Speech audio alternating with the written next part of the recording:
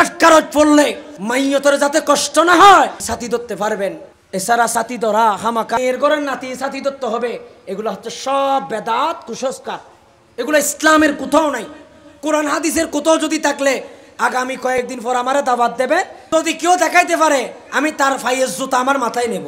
তাহলে আপনারা কি বুঝলেন? কোনো মানুষ মারা গেলে ছাতা ধরা যাবে, কিন্তু হামাকা ধরতে হবে এ ধরনের বলা যাবে। কেউ যদি ধরে ফেলে কোনো অসুবিধা নেই। আমি কেন বলতেছি এটা জানেন? এটার ব্যাপারে ছাতি না ধরার ব্যাপারে একজন আলেম একটা বই লিখে ফেলেছে। এ দেখেন, উনি লিখেছে মৃত ব্যক্তির মাথায় ছাতা ধরা যাবে না। এটা আমি আমার বই এখানে লিখেছি, ধরা যাবে, কিন্তু খামাকা নাতিয়ে ধরতে হবে এটা বলা যাবে। কথা বলেন, এটা বলা যাবে? মাসালা কি ক্লিয়ার না আনক্লিয়ার? যদি প্রয়োজন হয় ধরতে পারবেন, কিন্তু খামাকা ধরতে হবে এ ধরনের বলা যাবে। অথবা ছাতি ধরে নাই মাইয়তের কবরে আযাব হবে এ ধরনের মনে করা যাবে। কবরের ভেতরে একটা দোয়া লিখে দেওয়া হয়। কি লিখে দেওয়া হয়? দোয়া। এটা হচ্ছে আহাতনামা। কি নামা? আহাতনামা।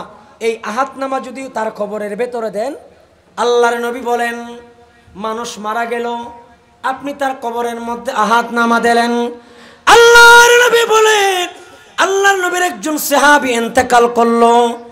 আল্লাহর নবীর বিবিরা বললেন ইয়া রাসূলুল্লাহ, অমুক একজন মহিলা ইন্তেকাল করলেন।